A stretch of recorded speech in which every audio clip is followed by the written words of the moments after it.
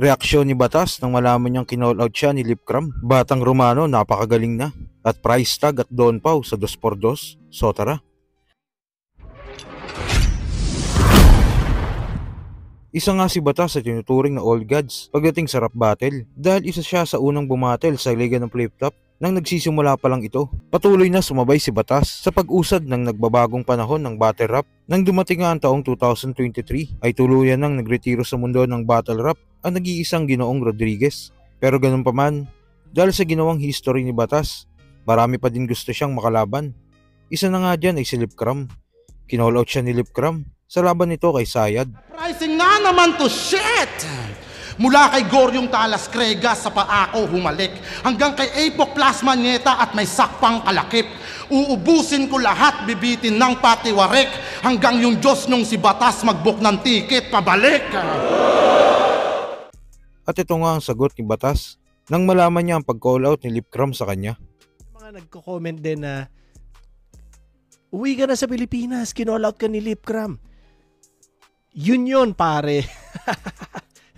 Akalain yung naisip nyo na posibleng baguhin ko naman ang mga plano ko sa buhay ngayong taon o sa susunod na taon dahil sa isang call out. Alam mo yun, parang friendly call out lang yun, pampaganda ng battle. So, hindi nyo kailangan seryosoin masyado yun.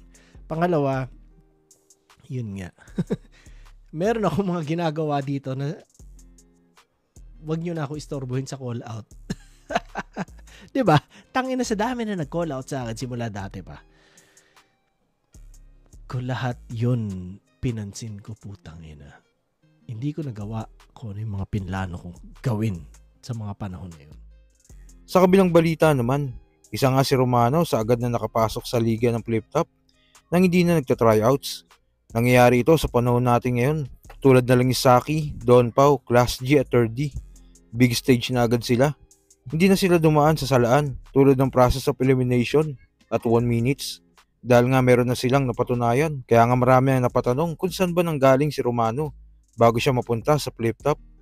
Nakakita nga tayo ng video kung saan bata pa dito si Romano at talagang may swag at maangas na siya pagdating sa battle. Ito nga yung mula sa Freedom Rap Battle League. Gawa mo pang rumibattle na gawa mo pa magamon. Tangina mo, taga-abita ka pero sinosot mo tigbe 20 pesos na pantalon. Yeah! Guwapo, basura, dugyot, kumustura. Anong klaseng forma yan? Saka ba magpipintura? Paano nga sa battle si Gago pilit pumapapinto? Lukuluko sa langangan ng Flip Top, tangina pare, pader to. Kaya wag mo para sa akin yung mga letra mong malamya. Yung itsura ng mga sagwa, sa kultura ng freestyle, sa kamanatuan ako lang ang pinakawalang ya. Alam mo ba, sa mga katulad mo, dapat di na pinapatulan. Pero mga tol, sikat to, may skandal. Aso nga lang yung kakantutan. Kaya kitang patumbahin sa liga kasi masyado ka magpabida. Pinapakilala ko pa wa nag-iisang estapador ng mabida. Kasi si Gago, walang pagkain, lagi pang baon. Biruin nyo ng isang araw, gutom na gutom, nagpigla ng kape, ginawang biskwit yung sabon. Ganon. Ikaw naman, mukha kang kargador ng dilata. Bakit pare malata ka? Adik na adik yung dating sa mukha pa lang halata na. Paano umidad ng 12 anyos naging timawa sa tiyongke? Pati talae, binihitat ka sa utak may konti. Alam niyo ba kung si Twizy may konting kabadingan? Nang isang araw kasama niya yung beats niya, wala silang pamodel kaya doon na lang kinantot sa tagingan. Aminin mo na lang na sa laban ang ginagawa ng kitang puppet. Wala ka sariling racket, hindi ka lang estapador, tirador ka ba ng wallet? At sa huling balita, pareho ang estilo ni Price Tag at Don Pau pagdating sa battle rap dahil pareho silang mahilig sa gun bars. Si Don Pau, champion ng bahay katay. Unang banat, ramdam nyo agad ang guhit na parang napasyak ng kwerbo. Sak inkwentro. Itong lumalaking ulo, bubulihin bago bigyan ng headshot. Tiny, paki-bear hug, then headlock. Bibingihin muna kita, gunshot sa gilid ng tenga, sabay pukul sa noo. Change mag, sige takbo, layo, on-site, naka-scope snipe, parang Indian sa noo, may red dot. Mabilis ang next shot. Nagwa-warning yung bars, parang malapit na ma-deadbot. Guess what?